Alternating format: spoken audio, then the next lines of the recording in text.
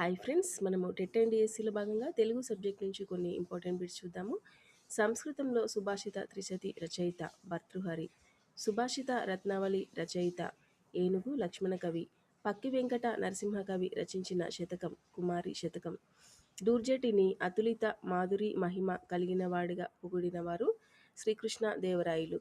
దూర్జటి రచించిన శతకం శ్రీకాళహస్తీశ్వర శతకం. నీతిశాస్త్ర ముక్తావళి సుమతి శతకకర్త బద్దెన. నీతి లోకజ్ఞానం మానవతా విలువలు గల శతకం వేమన శతకం. శ్రీరామునిపై ఎన్నో కీర్తనలు రచించిన వాగ్గేయకారుడు. వారు రచించిన శతకం కంచెర్ల గోపన్న దశరథి శతకం. దుష్ట సంహార నరసింహ దురితదూర అను మకుటంతో శతక పద్యాలు రాసినవారు కాకుచ్చం శేషప్ప కవి.